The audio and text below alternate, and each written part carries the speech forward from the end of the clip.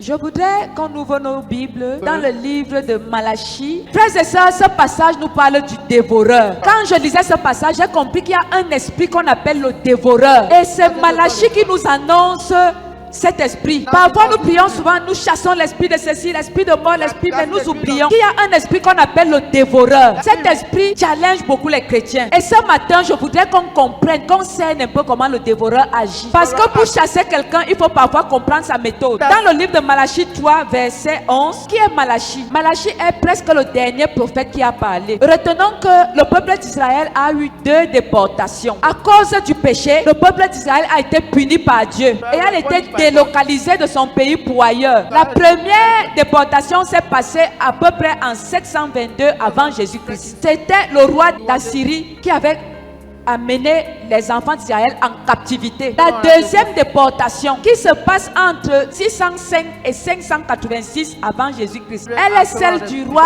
Nebuchadnezzar qui amène le peuple d'Israël en captivité à Babylone, toujours à cause du péché. Quand le roi Cyrus prend le pouvoir, il décide de renvoyer Israël chez lui. Et là, c'était environ en 535 avant Jésus-Christ. Quand Israël arrive donc à Jérusalem après toutes ces déportations, vous comprenez que c'est un peuple fragile, c'est un peuple qui a peur. Et quand ils reviennent en Israël, même la voix de Dieu, ils ne voulaient plus écouter. Le peuple considérait Dieu comme un méchant. Et le peuple demandait à Dieu, est-ce que ceux chez qui nous sommes partis là ne pêchent pas? Même si on a péché, toi tu nous enlèves de notre pays pour nous amener là où on va nous maltraiter. Hey Dieu! Alors le peuple de Dieu était devenu un peuple bizarre, un peuple incrédule. Malgré le pardon de Dieu qui les a ramenés, chacun avait ses fétiches parce qu'en fait il n'avait plus un Dieu sur qui il comptait. C'est dans ce cas-là que Dieu suscite donc Malachie. Malachie arrive donc pour rassurer le peuple. Il dit au peuple, certes vous avez été dévorés, mais je suis celui qui peut menacer pour vous le dévoreur. Recommencez à me faire confiance. Donc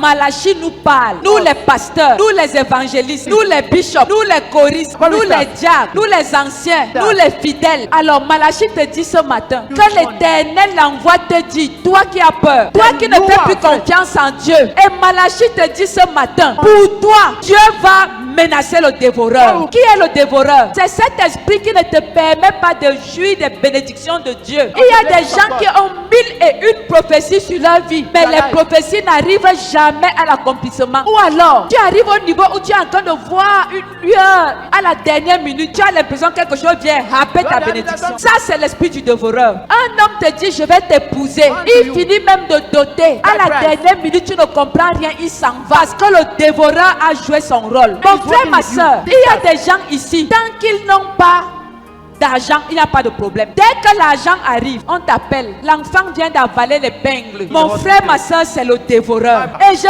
viens te dire ce matin que tu ne sors pas de cette salle avec ce dévoreur. Ce n'est pas parce que tu appartiens à Jésus que tu ne vas pas te lever pour dire à Satan, j'en ai marre, sors de ma vie. Et c'est ce que nous allons faire ce matin. Frères et sœurs, le dévoreur, c'est un très mauvais esprit. 1 Pierre 5, verset 8. Le diable rôde comme un lion rugissant, cherchant qui il dévorera. Ça veut dire que là où tu es là, partout où tu pars, quand Dieu programme ta journée, le diable programme aussi. Quand ton ange t'accompagne, l'ange déchu t'accompagne aussi. Quand on dit que quelqu'un rôde, ça veut dire qu'il ne te lâche pas d'un œil. La Bible dit que notre ennemi, il rôde et il est prêt à tout pour que tu souffres. Je dis que Satan ne te lâchera pas. Et il a mangé la terre comme ça là qu'il ne te fera jamais heureux. Dis avec moi, Satan ne prendra pas ma bénédiction. Et ce matin, nous allons challenger le dévoreur. C'est la fin de son règne dans nos vies. Dis à ton voisin, Malachie me parle.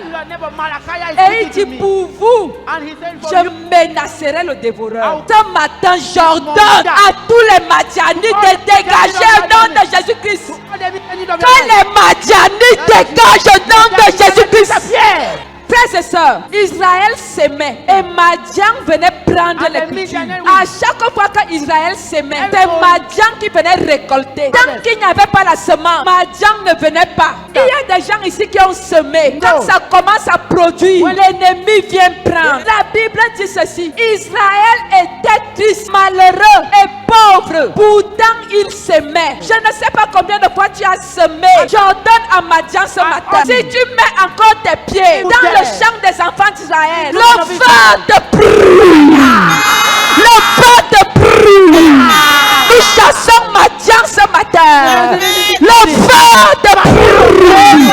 Le feu commence à taper les pieds au sol. Tu vas chasser Madian de ta vie. Que Madian s'en aille. Que le feu brûle Madian.